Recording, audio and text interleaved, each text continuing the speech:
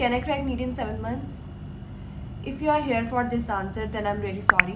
I don't really have answered this question. Like कि मैं कैसे बता सकती हूँ कि आप 7 months में क्रैक कर सकते हो कि नहीं. It is you now who have to prove me कि हाँ हम कर सकते हैं. सो प्लीज़ आप अपना टाइम वेस्ट करना बंद करें ये आंसर जानने में कि is it possible to crack NEET in these many months ठीक है. बस अपना आराम से बैठ के पढ़ो, हो जाएगा. गाइस वेलकम और welcome back to YouTube channel.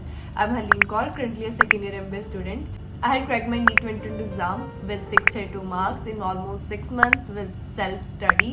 So in this video, I'll tell you complete roadmap which I personally followed, and I am sure कि अगर आप इस पे stick करोगे in 7 months में तो you will really fetch good marks. पहले result की टेंशन मत लो, ठीक है, वो बात की बात है. तुम्हें ये रिग्रेट नहीं रहना चाहिए एट द एंड कि मैंने अपने 100% नहीं दी या मैं इससे ज़्यादा मेहनत कर सकता था. Just put your everything, okay, कि तुम्हें रिग्रेट ना हो at the end of the day. So मैंने सारे पॉइंट्स आईपैड में नोट डाउन करके रखे हैं. I will be going through each one of them, so watch till the end, okay. So the first point जो मैं आपको कहना चाहती हूँ वो है कि before starting anything just forgive yourself. कोई भी नेगेटिव फीलिंग, ठीक है, कोई भी रिग्रेट अपने दिमाग में मत रखो. Just give it a fresh start. और कभी भी अपनी कैपेबिलिटीज पे डाउट नहीं करना. कभी भी ये नहीं सोचना कि शायद मैं ही कैपेबल नहीं हूँ, कि मैं कर नहीं पा रहा. ऐसा बिल्कुल नहीं है. Just stay positive throughout this 7 months and अपने आप पे भरोसा रखो कि तुम कर पाओगे. I want discuss really good point कि when things don't go your way just set time t is equal to 0. कि एट दिस पॉइंट तुम अपनी लाइफ का टाइम t 0 सेट कर दो, ठीक है. और टाइम लाइन अब यहाँ से शुरू होती है. t is equal to 0 to those 7 months. Put your everything in this. जो पीछे हो गया, गलतियां कर दी तुमने, बस अब खुद को माफ कर दो और give it a fresh start. So the next point after this is की sit down and write your mistakes. अभी बैठो, पेन कॉपी लो, उस पर लिखो कि तुमने पिछली बार क्या मिस्टेक्स करी थी, ठीक है. सारा एक एक पॉइंट लिखो कि तुमने क्वेश्चन प्रैक्टिस नहीं किए थे, तुमने सिली मिस्टेक्स ज़्यादा की या बबलिंग मिस्टेक्स की, या तुम कंसिस्टेंट नहीं थे पढ़ाई में. जस्ट राइट डाउन एवरीथिंग, ठीक है. और उन हर पॉइंट के आगे सोल्यूशन लिखो कि तुम अगले 7 months में क्या स्टेप्स लेने वाले हो टू इम्प्रूव दोज मिस्टेक्स. क्योंकि तुम्हारे मार्क्स वो मिस्टेक्स को इम्प्रूव करके ही बढ़ेंगे. क्योंकि तुम ऐसा तो है नहीं कि 0 लेवल पे हो, ठीक है. सबने कुछ ना कुछ पढ़ रखा है, तो बस मिस्टेक्स को करेक्ट करके तुम्हें मार्क्स अपने इंक्रीज करने. और वो पेज के ऊपर ना बड़ा बड़ा लिख दो कि this is my dream score, ठीक है. ऐसे कुछ भी हवा में मत लिख देना, ठीक है. 720 जो तुम्हें लगता है कि तुम डिजर्व करते हो वो बड़ा बड़ा करके लिखो. जैसे मैंने लिखा था 650+. वो खैर मेरी बबलिंग मिस्टेक्स हो गई थी तो मेरे 632 आए. चलो मेरी बात नहीं करते, अभी आपकी बात करते हैं. जैसे फॉर एग्जांपल कंसिडर कि आप पिछली बार सारे क्वेश्चन अटेम्प्ट नहीं कर पाए, तो इसका क्या मतलब है? इसका मतलब है कि आपकी रीडिंग स्पीड सही नहीं है या आप अच्छे से टाइम मैनेज नहीं कर पाते, ठीक है, बेसिकली. तो आप क्या स्टेप्स लोगे? तो ऑब्वियसली आप क्वेश्चन ज़्यादा प्रैक्टिस करोगे इस बार और टाइमर लगा के करोगे कि आप अपनी स्पीड, ठीक है, इम्प्रूव कर पाओ. सो ऐसे आपको लॉजिकल स्टेप्स लेने, वर्क स्मार्टली. और हाँ जी, आपके फ़ोन में इंस्टाग्राम अभी क्या कर रहा है? 7 महीने रह गया, अब तो कुछ शर्म कर लो, ठीक है. फिर पूछते हो डिस्ट्रैक्शन कैसे ओवरकम करे. ऐसे नहीं ओवरकम होने वाले डिस्ट्रैक्शन जब तक उसे कंप्लीटली कट ऑफ नहीं करोगे. इंस्टाग्राम डिलीट कर दो please. I would suggest you कि आप सोशल मीडिया से कम्प्लीटली दूर रहें.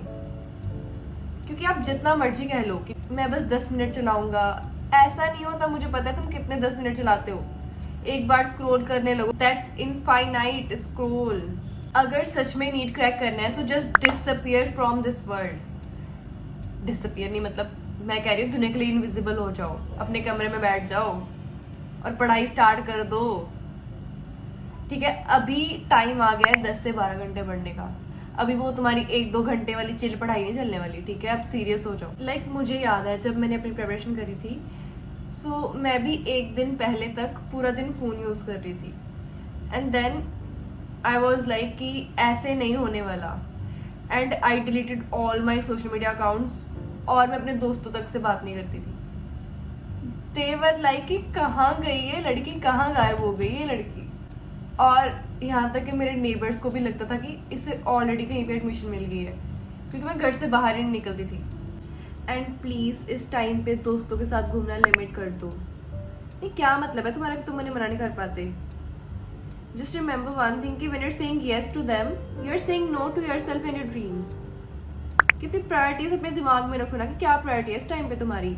नीट है ऑब्वियसली, तो प्लीज अभी नहीं पढ़ोगे तो you will regret it later. So choose wisely, make decision accordingly, and at this time don't follow toxic study habits. अब टॉक्सिक स्टडी हैबिट्स क्या है कि तुम बिना अपना ठीक है डेली गोल सेट किए पढ़ना शुरू कर देते हो। मैं भी ऐसे करती थी पहले अटेम्प्ट में, ठीक है। वो तुम खुद को दिलासा देने के लिए पढ़ रहे हो। अभी खुद को दिलासा देने के लिए नहीं पढ़ना है, पढ़ने के लिए पढ़ना है, नीट क्रैक करने के लिए पढ़ना है, ठीक है। तो जब दिन में पढ़ना शुरू करते हो, जस्ट लिखो अपने डेली टारगेट्स कि मुझे ये कंप्लीट करना है। मेक अ मंथली प्लान कि मुझे एक मंथ में इतने चैप्टर करने हैं, एंड अकॉर्डिंगली उसे डेज में डिवाइड करो, एंड देन टिक दैट कि मेरा ये हो गया है, ठीक है। पूरे सिलेबस को माइंड में लेके चलो। एंड इस टाइम पे बहुत ही इंपॉर्टेंट है कि आप स्मार्टली चलो।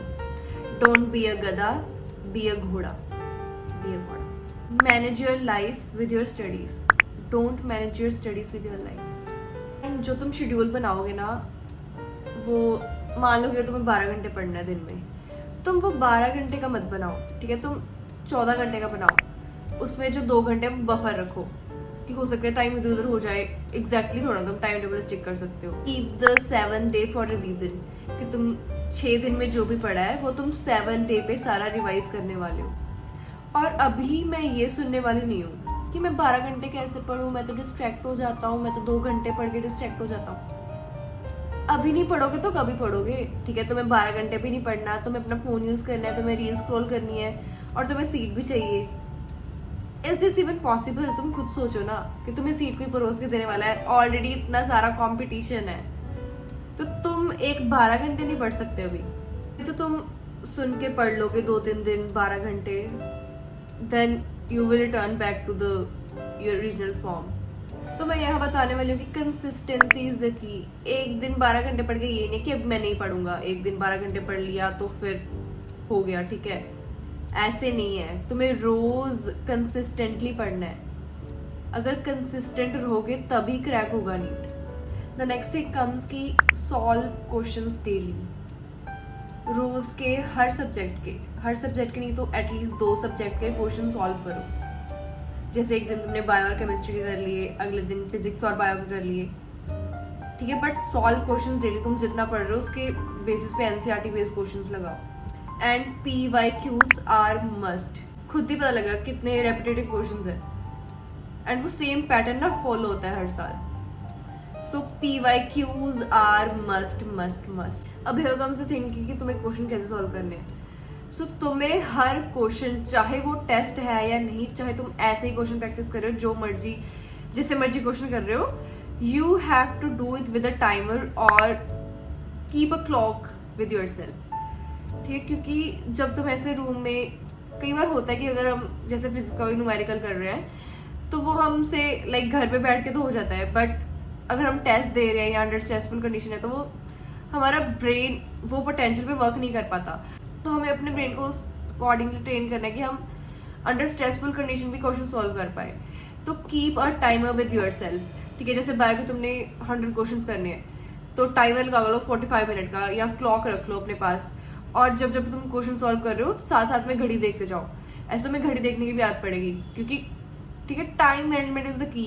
तुम्हें 200 क्वेश्चन करने हैं इन 3 आवर्स, 3.5 आवर मिल रहा है। बट मैं कहूँगी कि अगर तुम प्रैक्टिस करते हो, घर पे मॉक टेस्ट सॉल्व करते हो, तो 3 घंटे का ही टाइमर लगा। और जो तुम क्वेश्चन सॉल्व करते हो या कोई मॉक टेस्ट देते हो ना, तो ट्राई करो कि वो तुम 2 से 5 बजे के बीच में ज़रूर क्वेश्चन सॉल्व करो, क्योंकि इसी टाइम पे आपका पेपर होने वाला है। तो उस टाइम पे आपका माइंड जो है एक्टिव रहना चाहिए। मॉक टेस्ट देख के क्वेश्चन सॉल्व करके ऐसे नहीं बैठ जाना। मिस्टेक्स कौन देख रहा है आपके भाई?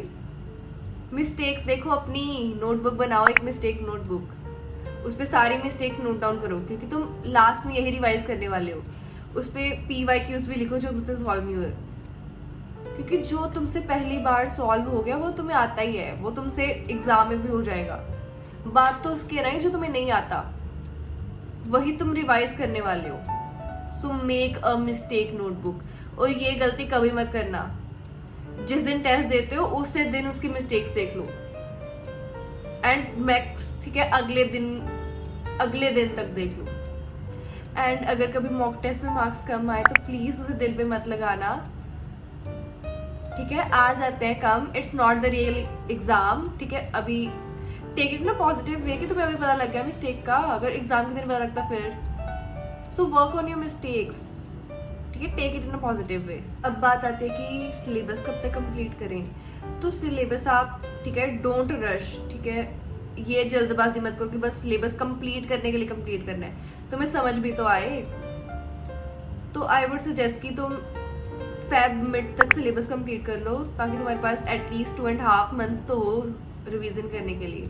कि एक बार सिलेबस नहीं कंप्लीट करना, फिर बाद में रिवीजन भी करनी है तुम्हें multiple. Please please please physics की फॉर्मूला शीट बना लो, क्योंकि बहुत काम आने वाली है, आई एम टेलिंग यू। जब तुम लास्ट के 2-2.5 महीने में रिवीजन करने वाले हो तुम उससे ही करोगे, बुक्स नहीं देखोगे। जो मॉक टेस्ट है फुल सिलेबस वो अभी मत देना, क्योंकि अभी तुम्हारा सिलेबस ही कंप्लीट नहीं है। तो अभी तुम पार्ट टेस्ट दो जिस हिसाब से तुम सिलेबस कंप्लीट कर रहे हो, या फिर कोई ऑनलाइन टेस्ट सीरीज ले लो जो टेस्ट सीरीज का सिलेबस है, जैसे पार्ट टेस्ट होते हैं, तो उस अकॉर्डिंगली तुम अपना शेड्यूल सिंक कर लो कि तुम जैसे टेस्ट है कि पहले 3 यूनिट्स है फिजिक्स की, ठीक है, और बायो के 3-4 चैप्टर है, तो तुम उस अकॉर्डिंगली अपना प्लान बना लो कि मुझे इस अकॉर्डिंग अपना फिनिश करना है। और एक बार सिलेबस कंप्लीट हो जाए देन गिव एटलीस्ट, ठीक है, 20 to 30 mock test, full syllabus mock test. और वो तो दे देंगे तुम्हें मॉक टेस्ट और प्रीवियस क्वेश्चंस, ठीक है, प्रीवियस ईयर क्वेश्चन फुल जैसे क्वेश्चन पेपर होते हैं वो तुम्हें सॉल्व करने हैं। अभी ये सोचना बंद करो हो पाएगा नहीं हो पाएगा, तुम स्टार्ट तो करो पहले। स्टैटिक फ्रिक्शन हमेशा ही ज्यादा रहता है, but kinetic friction eventually come हो जाता है, आपको पता ही है। सो जस्ट स्टार्ट, ठीक है, वेस आपको खुद ब खुद अनफोल्ड होते जाएंगे। मेरे को भी सेम डाउट थे आपकी तरह की, 6 महीने में हो पाएगा कि नहीं, सेल्फ स्टडीज हो पाएगा कि नहीं, मैं ठीक कर रही हूँ कि नहीं, बट वो तो आपको रिजल्ट वाले दिन ही पता लगेगा ना। तो बस आपको खुद पे भरोसा रख के चलना है। एट द एंड ये रिग्रेट नहीं रहना चाहिए कि मैं इससे बेहतर कर सकता था। आपको ये होना चाहिए कि मैं जितना खुद की तरफ से एफर्ट्स दे सकता था मैंने वो दिए, अब रिजल्ट ना आना वो डेट्स अप टू गॉड, क्योंकि बहुत सारे फैक्टर्स काम करते हैं इस पे, luck is one of them. तो आप जो कंट्रोल कर सकते हो वो है अपने एंड से कि अपनी पूरी मेहनत दो, अपने पूरे एफर्ट्स दो। एंड प्लीज़ स्ट्रेस मत लेना, क्योंकि आपकी हेल्थ से ज़्यादा इंपॉर्टेंट कुछ नहीं है इस टाइम पे। एंड ईट हेल्दी, एक्सरसाइज करो कुछ time, like at least half an hour निकालो एक्सरसाइज के लिए, अपनी फैमिली के साथ टाइम स्पेंड करो, क्योंकि आपकी मेंटल हेल्थ भी उतनी इंपॉर्टेंट है। क्योंकि आप बीमार हो गए तो क्या ही पढ़ोगे आप, सारा पानी में चला जाएगा जो आपने पढ़ा हुआ है। तो प्लीज़ अपनी हेल्थ का भी ध्यान रखो, खुश रहो, स्ट्रेस मत लो, हो जाएगा। प्लीज़ खुद पे भरोसा रखो। कमेंट सेक्शन में राइट इट फॉर योरसेल्फ कि I will crack NEET this year. All the very best. Bye.